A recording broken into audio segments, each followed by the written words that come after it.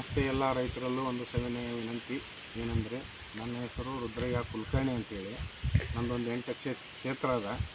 ಕಬ್ಬು, ಆಮೇಲೆ ನಂತರ ಕಬ್ಬು 7 ಎಕರೆ, ಇದು ಈರುಳ್ಳಿ 1 ಎಕರೆ, ಆಮೇಲೆ ಸ್ವಲ್ಪ ಗೋಂಜಾಳ ಇದೆ.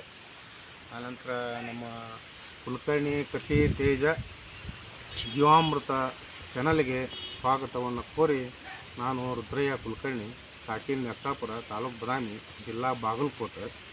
ಇಲ್ಲಿ ನಾವು ಒಂದು ತೋಟದಲ್ಲಿ ಈ ರೀತಿ ಪತ್ರಿಕಾಯನ್ನು ಒಡೆದು ಹಾಕಿ 200 ಲೀಟರ್ ಬ್ಯಾರಲ್ಲಿಗೆ ಈ ಒಂದು 20 ಕೆ ಜಿ ಪತ್ರಿಕಾಯನ್ನು ಹಾಕ್ತೀವಿ.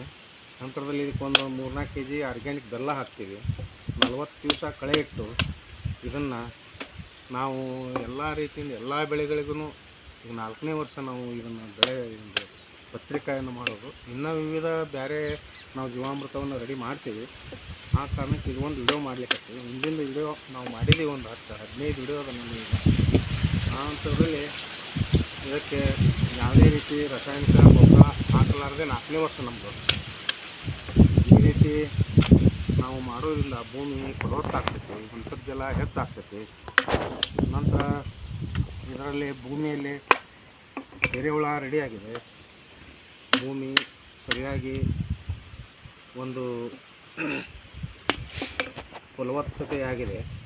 ಆ ಕಾರಣಕ್ಕೆ ಎಲ್ಲ ರೈತರಲ್ಲಿ ಒಂದು ಏನಂದ್ರೆ ಇದನ್ನು ಅಳವಡಿಸ್ಕೊಳ್ರಿ ಅಂಥೇಳಿ ನಮ್ಮಲ್ಲಿ ಎಲ್ಲ ಸೇವನೆ ಪ್ರಾರ್ಥನೆಯನ್ನು ರೈತರಲ್ಲಿ ಒಂದು ವಿನಂತಿ ಮೇರೆಗೆ ನಮಸ್ತೆ.